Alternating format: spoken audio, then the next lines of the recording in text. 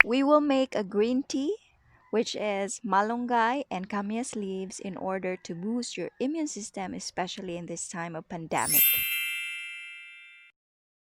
I just let these leaves dry under the sun. Sun is free, so come on guys, let's be real. So guys, ito, I think ready na siya. As you can see, ganito na siya guys. Pag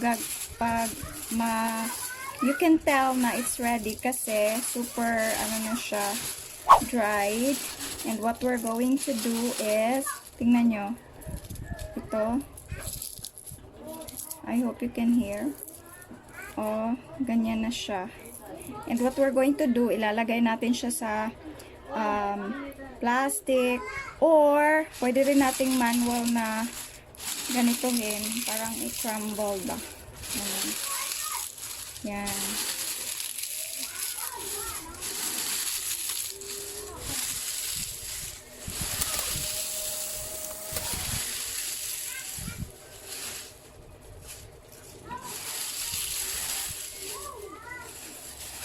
For example, ito, pag ganyan ito, oh, parang naka-powder na siya.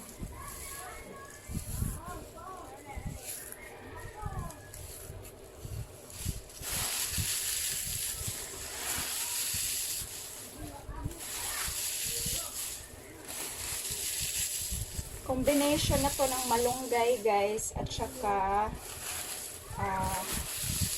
iba insik. Ito na yan siya guys, na ano ko na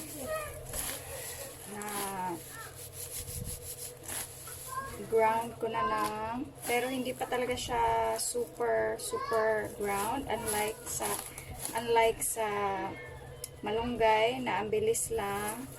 Medyo nahirapan tayo sa pag-ground ng dahon ng kamyas kasi malalaki to siya. But then, i-blender to natin mamaya. So, we will be using a blender.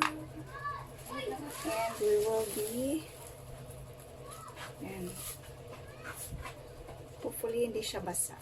Dapat dry. Lagay natin to.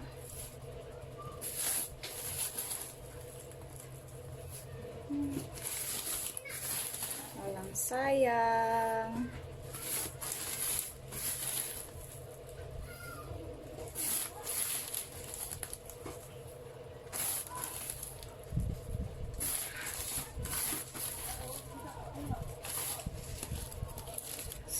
Sayang guys.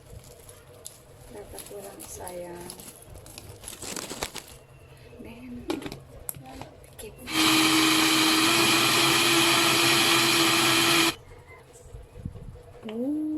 So, ito na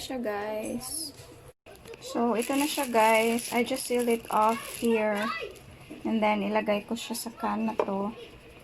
And, ito lang siya karami. Tingnan nyo.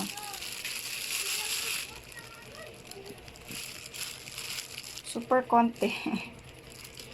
Ang dami nun kanina. Tapos, ito na lang.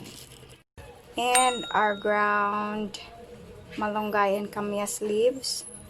So, I'm needing a coffee filter. Ito siya guys. And a glass. And then, I'm going to place it here. It will serve as our tea bag. And hot water, of course. I'll be waiting for it. I will be placing 1 tablespoon here.